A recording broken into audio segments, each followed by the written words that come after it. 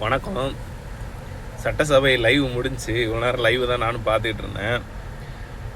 CM Vijay அண்ணா அவர்கள் தரமான பதிலடியாக இருந்துச்சு. ஓப்பனாக, அதாவது நம்ம மாநாடு டைமிங்கில் எப்படி ஓப்பனாக ஒவ்வொரு விஷயத்தையும் ஓப்பனாக டிக்ளேர் பண்ணி அடித்தாரோ, எதிர்கட்சி நம்மளுக்கு இவங்க எதிர்கட்சி, இவங்க தான் நம்மளுக்கு அகென்ஸ்டாக இருக்கிறவங்க, அது மாதிரி சென்ட்ரலில் இவங்க ஸ்டேட்டில் இவங்கன்னு சொல்லிட்டு ஓப்பனாக அடித்தாரோ, எதிர்கட்சியை பேசலைன்னு சொன்னவங்களுக்கு பேசும்போது எந்திரிச்சு எதுக்கு தான் ஓடுறான்னு ஒரு 5 நிமிஷம் கழிச்சு திரும்பி பார்க்குறேன், ஒரு பயிலையும் காணும், ஓடி போயிட்டாங்க.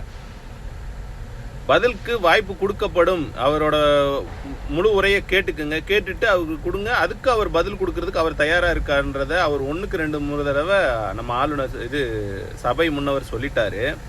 சொல்லியும் கூட இவங்க அதுக்கு உண்டான செவி சாய்க்காம இன்னும் பேச விட்டா நம்மளை ரொம்ப இது பண்ணிடுவாங்க அப்படின்னு சொல்லிட்டு அந்த ஒரு பயத்தில் எந்திரிச்சுட்டு சத்தம் போடுறாங்க, கூச்சலிடுறாங்க. ஆனால் அப்படியும் கூட எதிர்கட்சி தலைவருக்கு வாய்ப்பு கொடுத்தாங்க.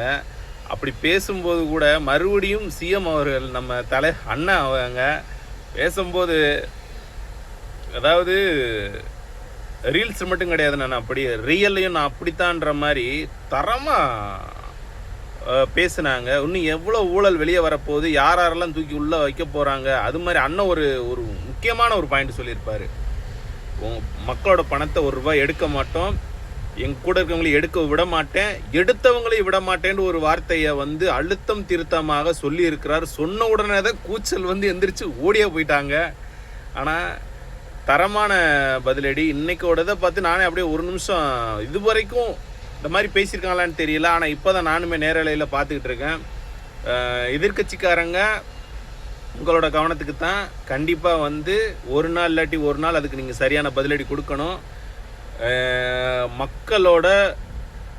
மக்கள் மேலே மக்களோட பணத்தவோ மக்களுக்கு எதிரான சில விஷயங்கள் நீங்கள் செய்ததுக்கு தக்கமான நீங்கள் அது எப்படி சொல்கிறது, தக்க விடை நீங்கள் ஆன்சர் பண்ணி ஆகணும்.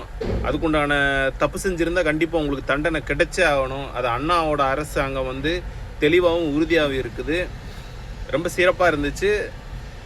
பார்ப்போம் அடுத்து.